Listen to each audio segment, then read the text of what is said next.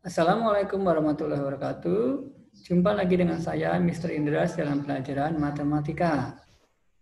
Kali ini, Mr. Indras akan menjelaskan tentang sifat-sifat operasi hitung bilangan cacah. Sekarang, perhatikan layar yang ada di samping Mr. berikut ini. Sebelum kalian mengetahui apa saja sifat-sifat operasi hitung bilangan cacah itu, terlebih dahulu kalian harus mengetahui pengertian dari bilangan cacah itu sendiri.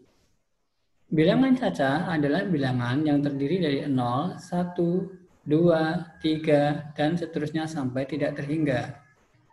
Apabila dituliskan dalam himpunan bilangan cacah, maka penulisannya sebagai berikut ini. Jadi diawali dengan tanda kurung dulu. Tanda kurungnya seperti ini ya, bukan tanda kurung biasa. Kemudian 0, 1, 2, 3, dan seterusnya. Tanda titik di 3 di belakang ini itu menunjukkan dan seterusnya sampai tidak terhingga. Oleh karena itu, dapat dikatakan bahwa bilangan cacah adalah bagian dari bilangan bulat. Nah, sekarang coba perhatikan garis bilangan berikut ini. Kalau di pertemuan sebelumnya kalian sudah mempelajari tentang bilangan bulat negatif, jadi bilangan bulat negatif itu ada dua ya. Maksud saya bilangan bulat. Jadi bilangan bulat itu ada dua, yaitu bilangan bulat negatif dan bilangan bulat positif. Nah, kalau di bilangan cacah itu hanya ada satu macam bilangan cacah itu sendiri. Tidak ada bilangan cacah negatif. Nah, bilangan cacah itu selalu diawali dengan 0. Ya, jadi 0, 1, 2, 3, 4, 5, dan seterusnya sampai tidak terhingga. Itu namanya bilangan cacah. Yang berikutnya, sifat-sifat operasi hitung bilangan cacah. Yang pertama adalah sifat komutatif atau pertukaran tempat. Contoh, 5 ditambah 9 sama dengan 9 ditambah 5. Jadi, kalau di sebelah kiri tanda sama dengan itu, ada 5-nya dulu yang ditulis, tetapi kalau ada di sebelah kanan dari tanda sama dengan, angka 9-nya dulu yang ditulis. Jadi hanya ditukar 9 dan 5-nya. Ya. Nah, sifat komutatif ini berlaku pada operasi hitung penjumlahan. Berlaku pula pada operasi hitung perkalian. Contohnya 6 kali 8 sama dengan 8 dikali 6. Jadi angka 6 dan 8-nya ditukar saja ya. Jadi sifat komutatif itu berlaku pada operasi hitung penjumlahan dan perkalian. Tetapi tidak berlaku pada operasi hitung pengurangan dan pembagian. Sifat yang kedua yaitu sifat asosiatif atau pengelompokan. Contohnya 8 dalam kurung 8 ditambah 11 ditambah 9 sama dengan 18 ditambah dalam kurung 11 ditambah 9. Nah, di sini apa perbedaannya? Coba kalian lihat. Ya, kalau yang ada di sebelah kiri dari tanda sama dengan, angka 18-nya dan 11-nya yang dikurung ya, atau dikelompokkan. Sementara kalau yang di sebelah kanan dari tanda sama dengan, itu angka 11 dan 9-nya yang dikelompokkan. Jadi, nanti kamu menghitungnya yang ada di dalam tanda kurung terlebih dahulu. Sama dengan sifat komutatif, pada sifat asosiatif ini berlaku operasi hitung penjumlahan. Berlaku pula pada operasi hitung perkalian. Contohnya, 5 dalam kurung 5 dikali 2 dikali 4 sama dengan 5 dikali dalam kurung 2 dikali 4. Kalau yang ada di sebelah kiri dari tanda sama dengan, yang dikurung adalah 5 dan 2-nya. Sementara kalau yang di sebelah kanan dari tanda sama dengan, angka 2 dan 4-nya yang dikurung. Berarti yang di dalam kurung nanti kamu hitung terlebih dahulu ya. Kemudian sifat yang ketiga, yaitu sifat distributif atau penggabungan atau juga penyebaran.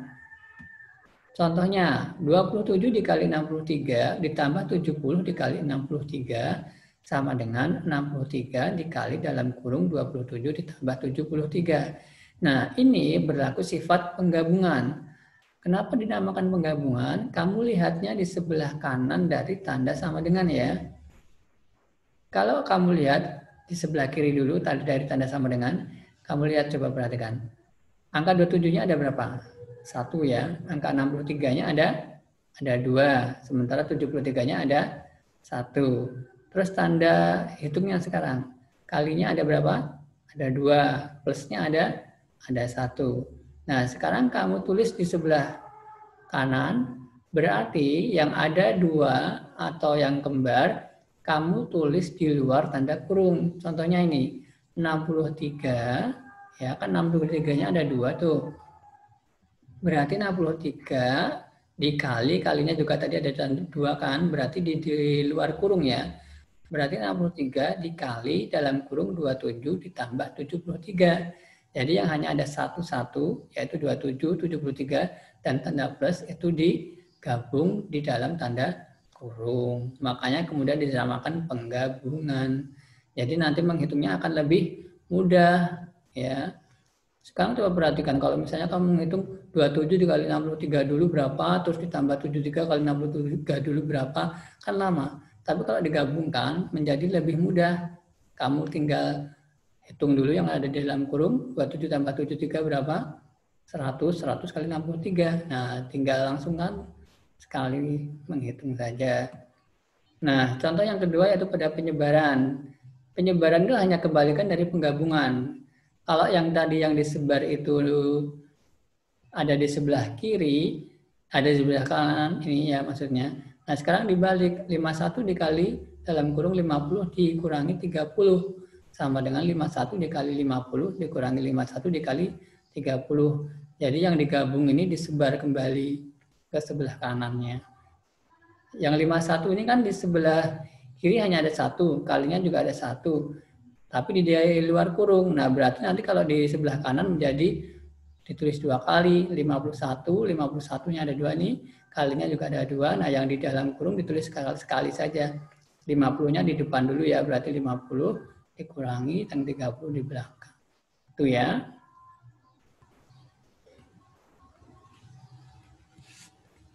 Nah, sekarang kita ke contoh soal ya. Coba perhatikan, kita hitung sama-sama ya. Bentar saya pilih pen dulu. Nah, ini kan yang 23 dikali 32 ditambah 7 kali 32. 32-nya ini kan ada 2 macam. Berarti 32 dikeluarkan. 32, kemudian kalinya juga ada 2, ditulis dulu kali. Kemudian kurung buka, 23-nya di dalam kurung karena hanya ada 1. Kemudian 7 juga ada 1, ditulis di sini. Nah, tandanya yang 1 plus ditulis di sini plus. Kurung tutup. Nah, nanti untuk menghitungnya, berarti yang kamu hitung yang ada di dalam tanda kurung ini dulu. 23 tambah 7 berapa? 30. Kemudian dikalikan 32.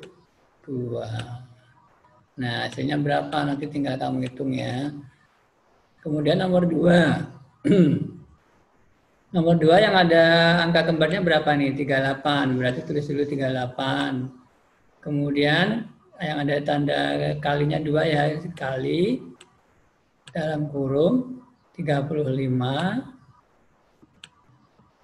tambah ini tanda tambah 120. Sama dengan cara nomor 1, berarti nanti yang di dalam kurung ini kamu hitung terlebih dahulu. 35 tambah 120 berapa? 155. Kamu kalikan 38. Nah, sama dengan hasilnya berapa kamu hitung sendiri. Kemudian nomor 3 sama ya caranya. Sekarang saya langsung ke nomor 4. Nah, nomor 4 ini 87-nya ada 3 macam 3. Nah, 89-nya ada 1. Nah, gimana nih kalau ada kembar 3? Ya nggak apa-apa. Berarti 87-nya kamu keluarkan 1 di sini, 87. Kemudian dikali. Nah, kalau yang di luar tanda kurung ini kan sudah mewakili 2. Berarti 87-nya sini sudah ada diwakili 2 ya. Tinggal 1 kan. Nah, berarti ini 89 dulu, ditulis dulu ya 89-nya.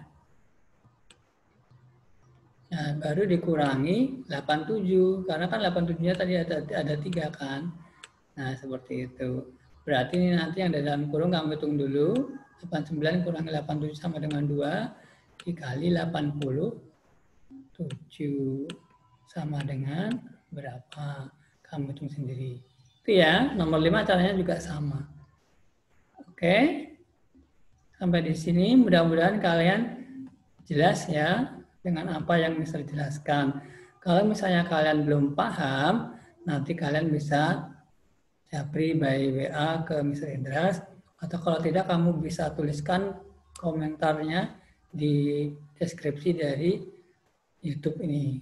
Terima kasih. Sekian dari saya. Wassalamualaikum warahmatullahi wabarakatuh.